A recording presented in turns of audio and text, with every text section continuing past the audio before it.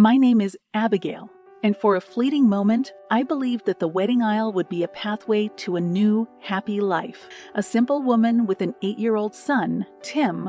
From my previous marriage, I had dreams like anyone else. Love, companionship, and a stable family. Tim was skeptical about changes, but he'd warmed up to Henry, my new husband, quickly enough. We were small, imperfect, but content. That is, until Clara happened. The wedding was a grand affair. Clara, as the mother of the groom, had somehow assumed the role of a wedding planner with dictatorial powers. The venue, the flowers, and even my gown. She had something to say about everything. The more she micromanaged, the more I felt like an outsider at my own wedding. Abby, don't you think you should reconsider that dress? It's a bit, well, plain for the grandeur my Henry is accustomed to, Clara scoffed as I tried on my bridal gown. Actually, I really love this dress, I defended, trying to catch Henry's eyes in the mirror, hoping he'd step in. That's just how she is, Abby, Henry mumbled, not meeting my eyes. She means well. The night before the wedding, as we were setting up, Clara berated the florist for the choice of roses. Don't you have something more exotic? These are just so common, much like Abby's taste. This time, I couldn't contain myself. Clara looked at me as if I were an irritating fly she couldn't swat away. My son deserves the best, and if you can't provide it, then someone has to. Henry was right there, but he said nothing. He just sighed, giving me a look as if to say, what can we do? The final straw came during the wedding reception. Tim, nervous but excited, had prepared a small speech. As he stood up to speak, Clara loudly whispered, "Oh, God, what is the child going to babble about?"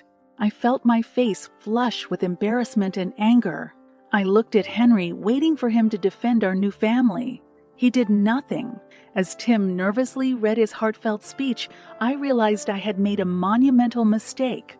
I was now tied to a man who would never stand up for me, and worse, to a woman who would forever undermine me. That night, I held back tears as I slipped into my wedding bed. Henry sensed my unhappiness but dismissed it with a wave of his hand. You know how mothers are, Abby. Give it time. Time for what? For her to completely belittle me. For you to finally stand up for your wife. Henry sighed. You're making a big deal out of nothing. Sleep, okay? Tomorrow is a new day. Yes, a new day, the first in a series of miserable days that were to come, but back then, I didn't know that. I laid there, staring at the ceiling, pondering the gravity of the vows we'd just made, vows that already felt broken. After the chaos of the wedding, I foolishly thought that life would settle into some semblance of normalcy. Henry moved into the home that Tim and I had made for ourselves over the years. This should have been a joyous period, a honeymoon phase filled with new beginnings, but Clara's influence was as invasive as ivy, creeping through the cracks and choking the life out of our new family. The first visit happened just a week after our wedding. It was a Sunday and I was busy making a family dinner, something to celebrate our first week as married couple. The menu was classic comfort food, roast chicken, mashed potatoes, and steamed vegetables. I was just setting the table when Clara breathed into our home like an unexpected cold front. Oh my, what? An interesting spread, Clara declared, as if she were a judge on some kind of culinary TV show. Her eyes roved dismissively over the dishes on the table. I thought it would be nice to have a home-cooked meal for our first Sunday dinner together, I explained, trying to hide my annoyance. That might be what you're accustomed to, but Henry was raised with more. Sophisticated tastes, Clara countered, twisting her lips into a sly smile. Henry, who had been conspicuously silent, suddenly found his voice. Mom, Abby worked hard on this. Let's just enjoy the meal. Although Henry had spoken, his words were like a deflated balloon, lacking force or conviction. I couldn't help but wonder, was this an ally or another passive observer in my life? We sat down for dinner, but Clara's eyes didn't miss a thing. She commented on how the living room could use a woman's touch, hinting at its inadequacy. She criticized the way Tim held his fork, offering to enroll him in etiquette classes. And when I finally brought out my homemade apple pie, a family recipe passed down from my grandmother, she took one bite and said, "Oh dear, did you mistake salt for sugar?" The air was so thick with tension you could slice it with a knife. Tim looked increasingly uncomfortable, shrinking in his seat like a violet. Henry ate his meal in silence, refusing to make eye contact with anyone. "Clara, you've made your points. Is there anything you actually like about this place? Or are you just here to make us feel unwelcome in our own home?" I finally burst out, unable to contain myself any longer. Clara looked at me with feigned surprise, as if she had been offering constructive criticism all along. "I'm just trying to help you be a better fit for my son." Henry sighed and finally spoke up, albeit weakly. "Mom, let's keep the criticism down, okay?" "But I'm just saying," Claire began. "No, Mom." Enough, Henry interrupted, but the lack of force in his words made them almost meaningless. Clara pursed her lips and went quiet, but the damage was done. We finished our meal in silence, each bite tasting like sawdust. When Clara finally left, the house felt like a battleground after a war, scarred and devoid of life. That night, as I cleaned up the kitchen, I wondered how many more of these family dinners I could endure. Tim, who had retreated to his room right after dessert, was the silent victim in all of this. And Henry, he was becoming more of a mystery each day. A man who seemed torn between two worlds, neither of which he was willing to fully inhabit. Henry came up behind me, wrapping his arms around my waist. "She'll get better, Abby. You'll see." I wanted to believe him, but as I looked around my own home, a place that had once been my sanctuary but now felt like a hostile territory, I couldn't help but wonder, would we ever truly be a family? Or were we doomed to live in the shadow of a woman who seemed hell-bent on keeping us apart? By the time winter rolled in, the tension in our home had reached its boiling point. Every visit from Clara turned into a grueling ordeal, each insult cutting deeper than the last. Tim had become increasingly withdrawn, and even Henry seemed to sense that things were unraveling. But instead of standing up to his mother, he suggested I make more of an effort to get along with her. "I don't know how much more I can take, Henry," I said to him one evening as we lay in bed. "Your mother treats this house like it's her kingdom, and we are merely her subjects." Henry sighed, rolling onto his side to face me. "She's a strong personality, sure, but she's also my mother, Abby. Can't you try to see the good in her?" Before I could respond, my phone buzzed on the nightstand. It was a text from, "How about a car ride tomorrow evening? Just the girls and Tim. We can clear the air." I looked at Henry, puzzled. "Your mother wants to go for a car ride to clear the air. What do you think she's up to?" "I don't know, Abby, but maybe it's a good sign. Maybe she's trying to make amends," he suggested, ever the optimist where his mother was concerned. My gut told me to decline the invitation, but against my better judgment, I agreed. What was the worst that could happen?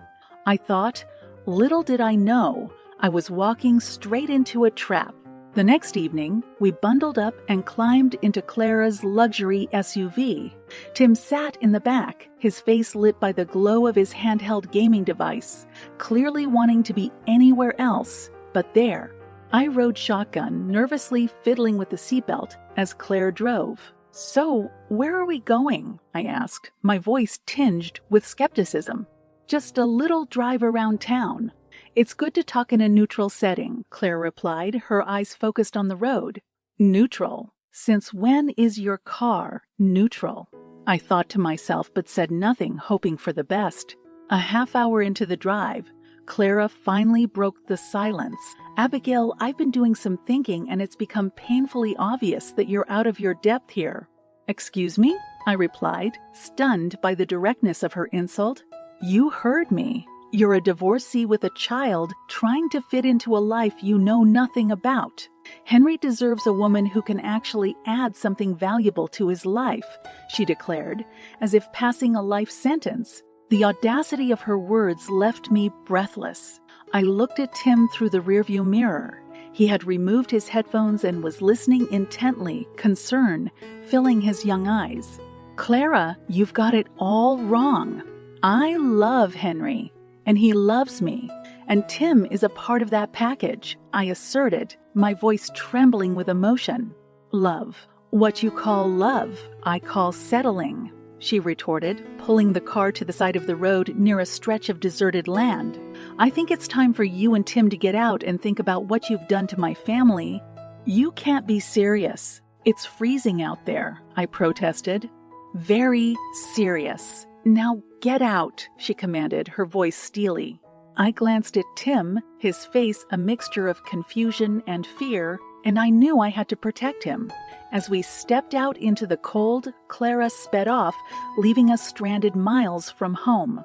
We started walking, our steps heavy, each footfall a painful reminder of the trap we'd just walked into. But with each step, I also felt a new resolve forming inside me.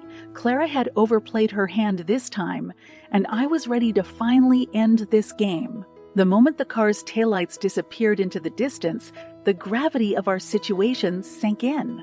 We were stranded in the middle of nowhere, under a moonless sky, with temperatures plummeting. I looked down at Tim. His eyes were wide, a mix of fear and disbelief clouding his young face.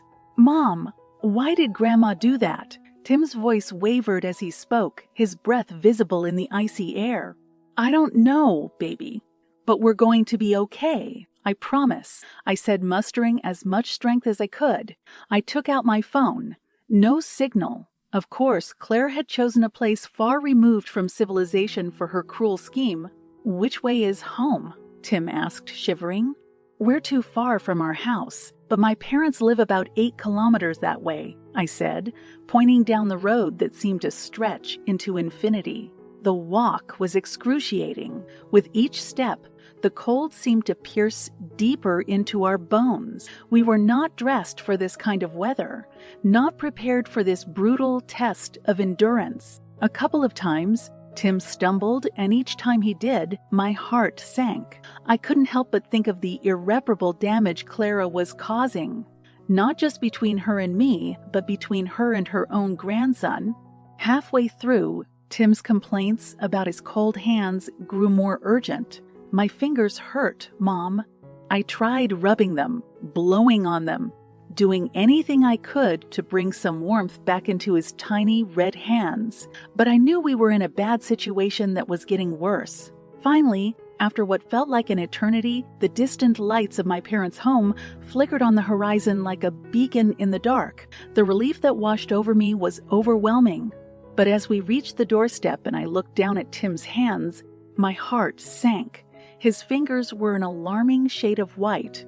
"Mom, Dad, we need help," I screamed as I banged on their front door.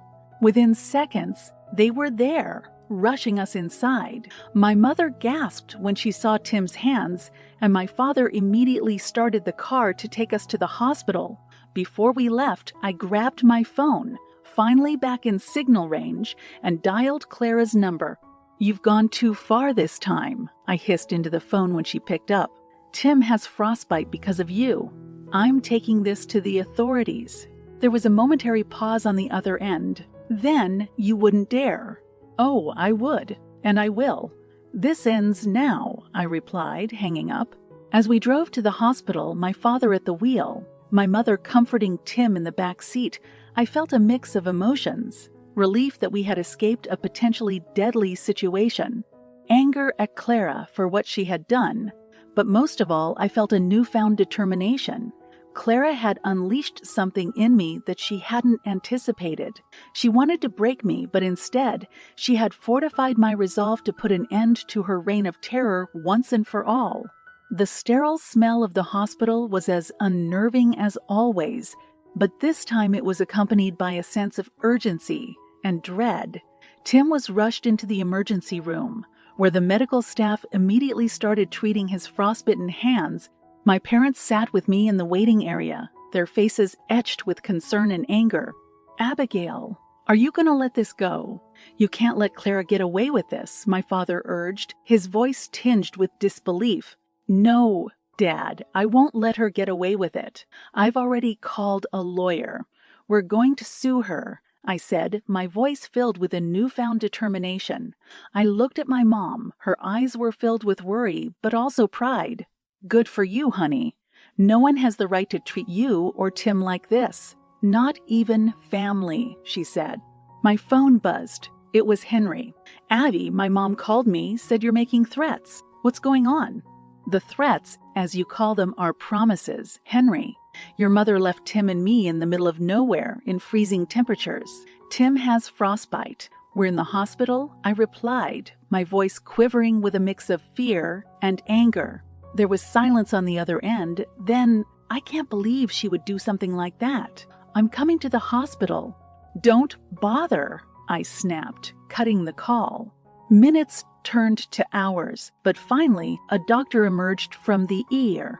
Your son is stable now. We've managed to treat the frostbite, but he'll need ongoing care and physical therapy. There might be long-term damage.